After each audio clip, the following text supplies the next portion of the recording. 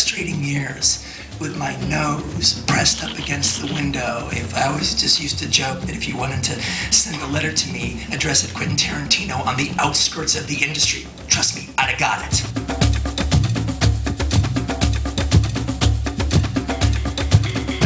A friend of mine, Sheldon Lettich, had mentioned that there was this guy, Quentin Tarantino, working at Imperial Pictures. I guess he was stuffing video boxes into, videos into video boxes, that is. And Sheldon said, yeah, this guy really knows your work. He knows the movies you've done. And, you know, I also wrote, co-wrote Evil Dead 2 and so on. And so Sheldon says, yeah, Quentin would really like to meet you.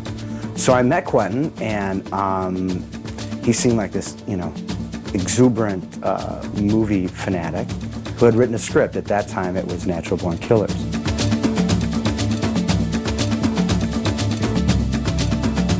When I read Natural Born Killers, that was the first thing I read of Quentin's, and I read True Romance and of course Reservoir Dogs. But I went, why isn't this film already been made? Because you have to understand, Quentin was so broke. He didn't have a car, he didn't have anything. That's why he would be crashing. He crashed on my couch all the time. Really broke, just not a cent to his name. It was really great to see him like get his first writing gig. Because making money for him any other way, that was fine. That was just the way to, but to make money, to get paid for what you really love to do, that was, I think, really meant a lot to him. And it was just great to see that. It was just like,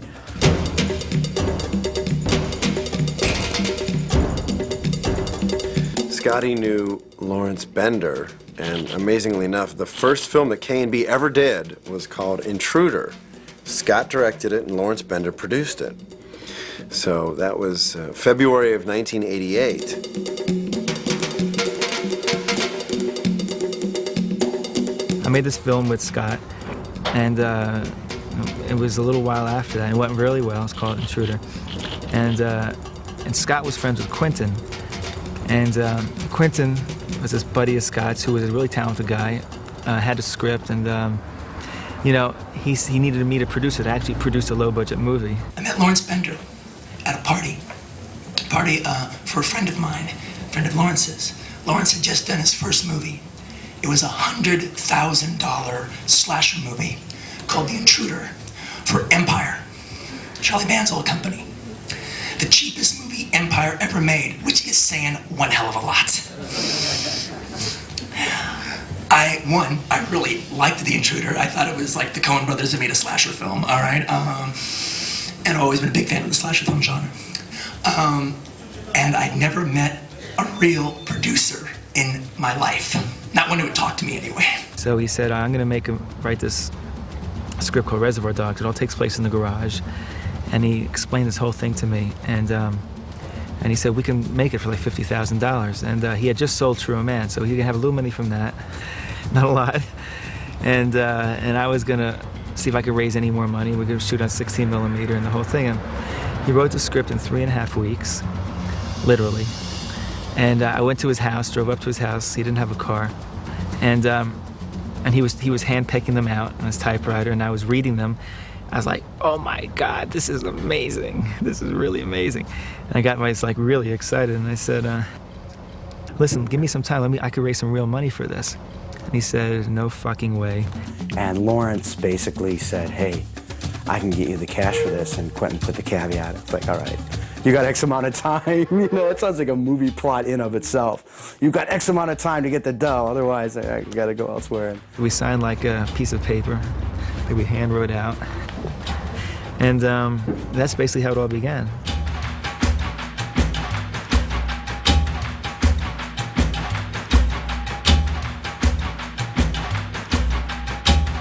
I kept waiting for somebody to tap me on the shoulder all through Reservoir Dogs, say, what the fuck are you doing here? Get out of here. And Lawrence was the one saying, calm down. They're not gonna fire you. You're okay. I've got your back. Hooking Quentin and Lawrence up in that sense, because it just reminded me of myself and Lawrence in that same situation just a year or two earlier. And so you're both really hungry. You both want to make the best movie you can. And it's weird, and you go and do it. It's just like, wow. It's like, cool. All right.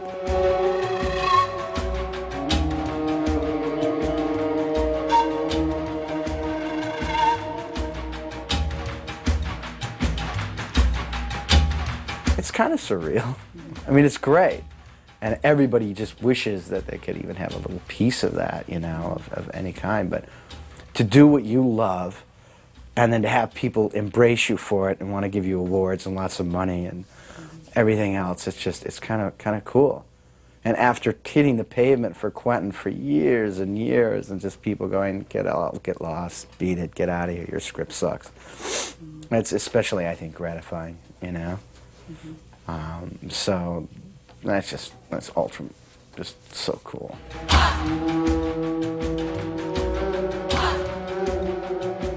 think my first encounter with Quentin happened during Reservoir Dogs.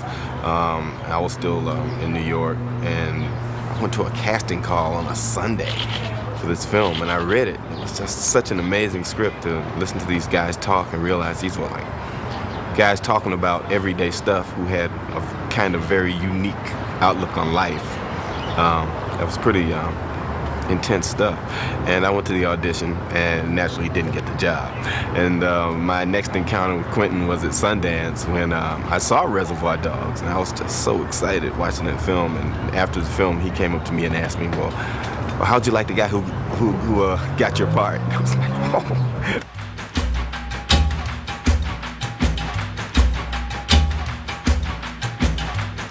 I'm interested in playing any part that Quentin writes, really, and that was when we worked together last. It was everybody's feeling. All the actors that were on Reservoir Dogs, we'll come in and do a line if he wants us to, or we'll come in and play a big part. It doesn't matter, but if he wants us, we'll be there.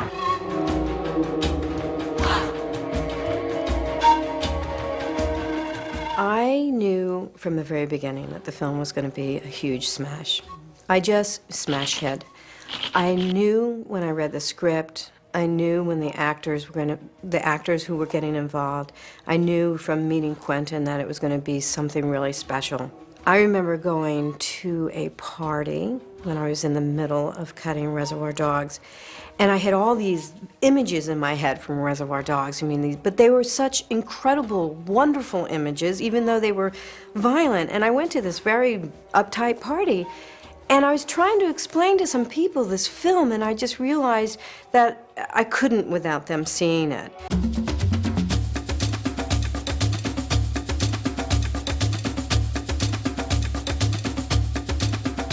You have to remember, so it's kind of like died down a little bit, but like at the time, my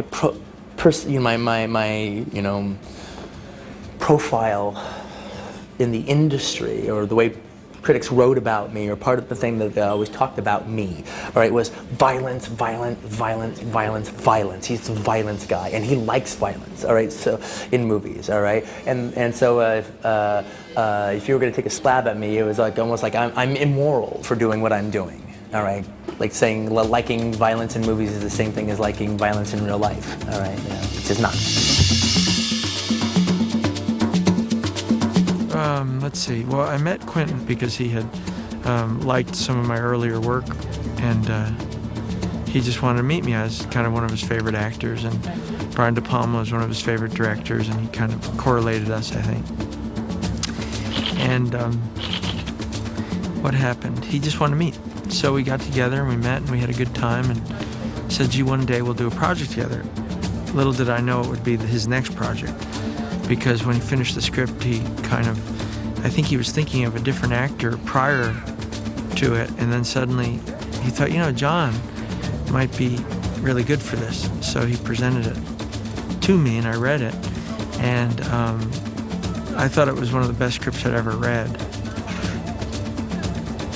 Dark, but great. I've just been John Travolta's one of my favorite actors. I've just been a big fan of his for like a really long time. He was great in Saturday Night Fever and Urban Cowboy, and in particularly in Blowout. That's like one of my favorite performances of all time. And I just haven't seen him like used in a movie the way, you know, I thought he should be used, you know, the way I would use him. And so like I wanted to meet him, and I met him, and I really liked him. And I was just like looking forward to the opportunity of having the chance to work with him, you know, on the right thing, You know, there's a lot of people I want to work with, and it's just like, you know, when the time's right, it's right. And then I wrote Vincent and gave it for him to read. I didn't write it for him, I just wrote the character. And he dug it and he loved it, and I loved the way he would have took with it. And so it was like, okay, great, this is excellent. We get, you know, right off the bat, we get to break the ice, you know, and he's doing a terrific job. I thought that he was going to probably have a lot of trouble getting me cast in it. As earnest as he was in wanting me to do it, there's a lot more kind of hot actors or contemporary actors that would fill the bill easier than I would. So I thought, you know, he might have a hard time getting me in this. But he stuck to his guns, and he really pushed for me to be in this movie. And I'm thankful he did.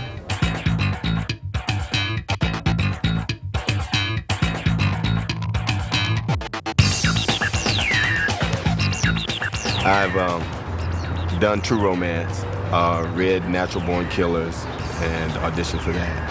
And when I heard that he had me in mind when he wrote this part for this film, I was too excited. So when I got the script, I read it immediately. And I couldn't believe what I read. So I immediately started it again to make sure, and I read it through twice, you know, to make sure. I was like, God, this is so amazing. On all sides by the inequities of the selfish and the tyranny of evil men. I'm trying real hard to be the shepherd.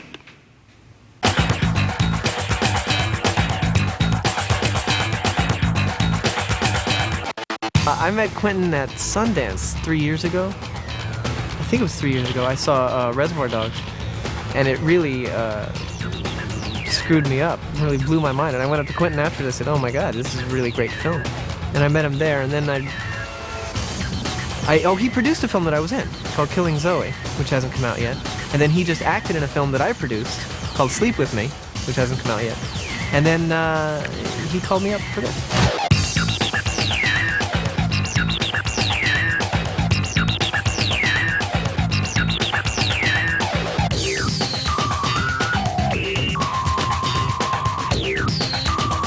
I was like every other actor in Hollywood, came and auditioned, and I actually auditioned for the part of Mia.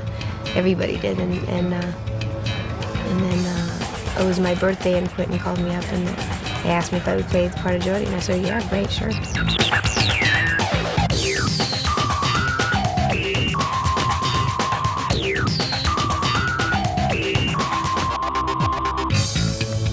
This film never addresses violence in a mean-spirited fashion. It's always something that's an outgrowth of the event, or it's something that's totally accidental that people acknowledge for a very brief moment and then they move on to something else. It's not those odes to violence that Quentin sometimes has been accused of writing. September 23rd, 1994, the opening night of the New York Film Festival. It's your movie. It's playing. The shot where she gets hit in the heart with the adrenaline shot. Yeah. Someone passes out, is having a seizure. What did you think? This movie fucking works. It's like, shit, this shit's like too intense for human beings. It's like, if I can stop people's heart, man, that's cinema. Harvey, myself, and the doctor, you know, helped this guy as he revived, and we helped him outside, outdoors. And he had a little bit of a sugar low or something, and I guess that just kind of pushed him over the top. So someone gave him some orange juice or something. I forgot what it was, Coca-Cola, and he was okay. But actually, it was like, whoa, this is a movie.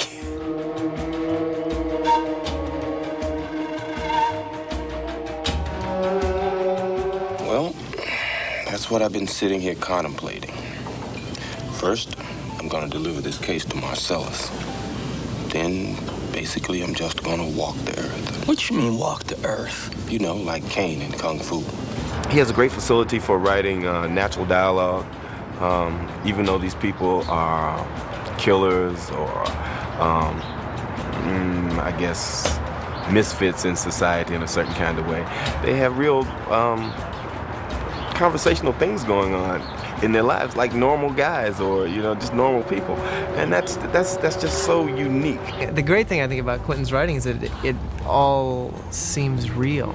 It's like the words just come out like real people talking, which is a relief as an actor. It's a relief.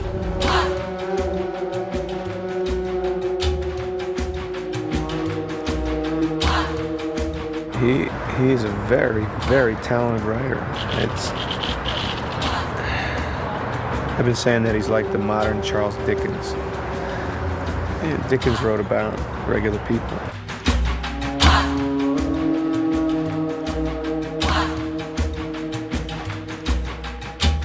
We've asked everybody this question.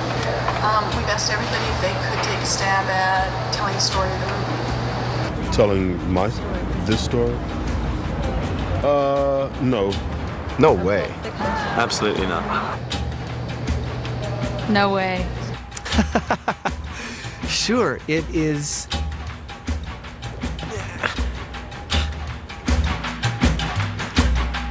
The idea for all three stories was basically to take, like the oldest chestnuts, that you've ever seen, when it comes to crime stories, the oldest stories in the book,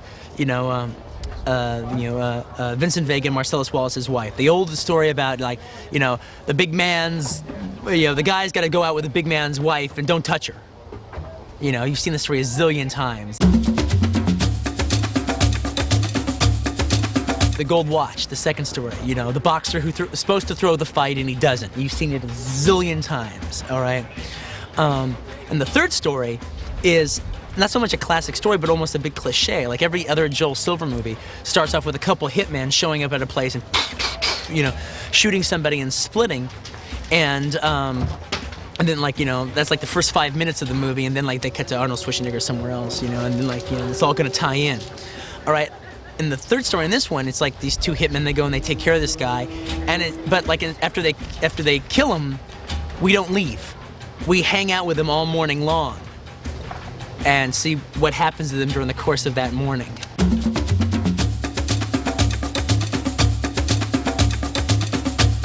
What Quentin finds so interesting, he said anyway to me at one point, is not, it's not the scene where someone comes into a restaurant and blows someone's head off, but his interest in all these crazy, totally, hyper-real things that he writes about is how we all in life react to them in extremely normal ways. There are three stories that are really about one story, and it's very difficult to do that. It's very difficult to write something that is that complex and that complicated and still so, simple of a story. And it's about this kind of everyday common sense minutia meeting up against these extraordinary, amusing, or not necessarily unreal, but hyper real, dramatic activities that are taking place. And it's the sort of the textural fabric of the human amused kind of relationship to those larger than life events. I remember reading Reservoir Dogs, which was structured in a similar way where you're real time and then flashbacks. And then Pulp Fiction, he took it even a little further because there were three stories, and those stories somehow always ended up intermingling. If you give the audience the opportunity to use its brain, it will. I'm using old forms of storytelling and then purposely having them go run awry. You know what I mean? So it's like so it actually even seems even wilder because you've seen these stories a zillion times before, but you've never seen them quite play out like this before. And I think part of the trick is to take these movie characters, these genre characters in these genre situations, and actually apply them to some of real life's rules and see how they unravel.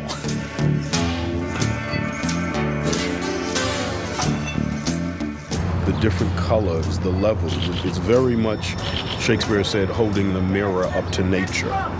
That's pretty much what I feel his writing, and especially how my character is written, is like. It really is as if Quentin met Marcellus somewhere or saw this, experienced this situation and put it down on paper. Well, the film kind of has basically three leads in it. It's got Vincent, who's the lead of the first story, Butch, who's the lead of the second story, and Jules, who's the lead of he's really the lead of the third story. Oh, I'm sorry. Did I break your concentration? And then like there's different characters that come in and support them. Like for instance, like Vincent is kind of supporting Jules in the third story. And he's got a small little part in the second story with Butch, and Butch has got a small part in Vincent's story. You looking at something, friend? You ain't my friend, Palooka. You know, so they're like trading back and forth. But they're like the three paramount leads. You know, so like they're the three leads, and then everybody else in it, the Wolf, Harvey Keitel's character, Mia Wallace, Fabian, you know, they're like these special guest stars. They come running through the show, and then the other characters like Marcellus Wallace, who's like the big boss man who's in all three stories. They're kind of like the bedrock characters that kind of take you through, you know, that tie all three stories together. Don't you hurt him! Nobody's gonna hurt anybody. We're all gonna be like three little Fonzies here. And what's Fonzie like? Come on, Yolanda, what's Fonzie like? Cool. What? Cool. Correctamundo. When Pumpkin and Honey Bunny come in, it's their movie. We don't know different. Yeah, and we don't know any different. You know, they come on like they're the stars of the movie, you know. And actually, it's been that way with all the different actors in the film when I've been working with them, you know, when we work with Tim and Amanda, it's like a full solid week of working with them, and it's like, you feel like it's their movie, you know, and then they leave, and you go, oh my God, where did they go? You know, it's, it's like, how can I make the movie without them now? The other thing, which I didn't realize until we started making this movie, and someone said to me, you know, you're really lucky, you know, all these actors are just so great. I mean, no one gives you any trouble. Everyone is completely there for you. And I said, well, you know, maybe it's not luck. And I realized, and I thought about what it was that we did, and I realized one of the things that we do is by having rehearsal. It's not like, okay, you make a deal with the agents, and the agents got with the actor, and the actor feels like he's getting screwed, and he walks on the set, and you know, there's no relationship. Is that not only do the actors get to work out on the movie before you start shooting, but also, you know, you form a family before you start shooting. You the actors, and Quentin and I, we go out to dinner, we get to know each other. So when you walk onto the set, you've already created a real working relationship and a friendship with everybody. That was a great one. So, Mr. Willis, let me ask you a question here. Is this the finest moment of your acting career, or what? This is the pinnacle. From here on in, it slides down the backside of the Okay, you want to do one more? Yeah, let's do another one here. Coming back to you. Bruce. Give just a little bit more of a slow burn, like. Just, Okay. Yeah. Just like blank, and then boom, action.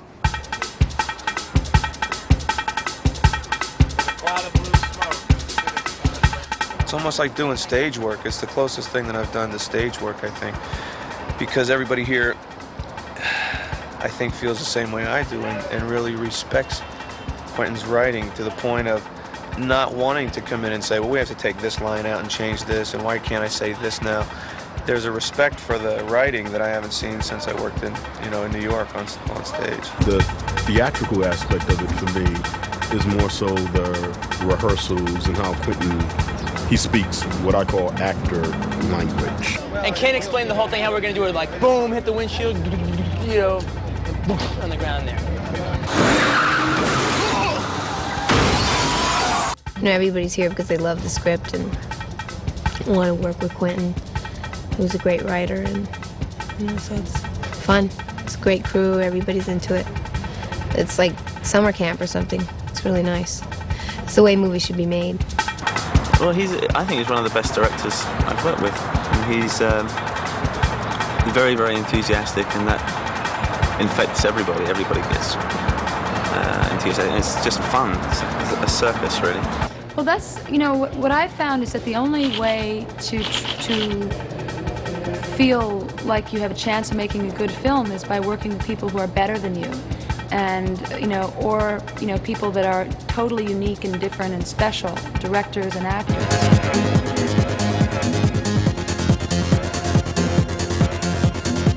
Quentin's in that league that has no name. And, you know, it's above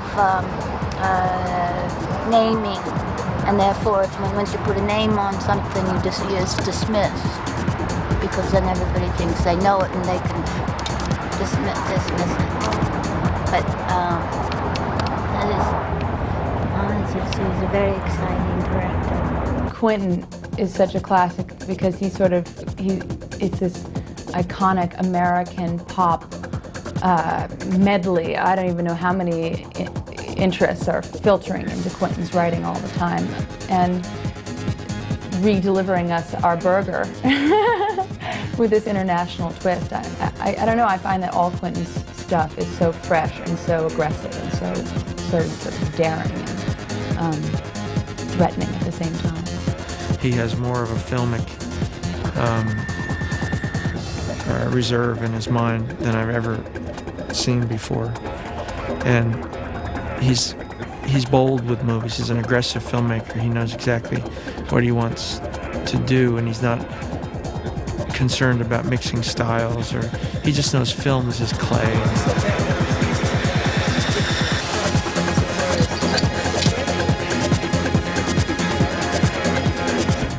I would have freedom of movement, but that I'd have a good watcher, a good director, somebody that's in there with you, not in your head, not in your heart. I don't mind that either, but he's in there with you, and he expects a great deal. That's great. Now remember, I want just blank expressions, just blank. You guys are gawkers. Quentin is a very responsible filmmaker. I mean, it's quite amazing. I mean, Quentin does not want to go over budget. He does not want to go over schedule. I mean, he's very proud of the fact that he makes his days and that he stays on budget, and it makes him happy. You know, there's some directors that don't give a shit. And it's not even, I'm not even saying it's bad necessarily. I mean, it makes it hard on the people who put up the money. But Quentin is a director who completely, I mean, he's so responsible. He's almost too responsible. Matter of fact, there was like one location on this shoot that it was funny. Andre, the DP, came up to me and says, "Oh, what's going on? It's like you're the director and Quentin is the producer." Because Quentin say, "Forget it, it's too much money. I don't want to do it." Action!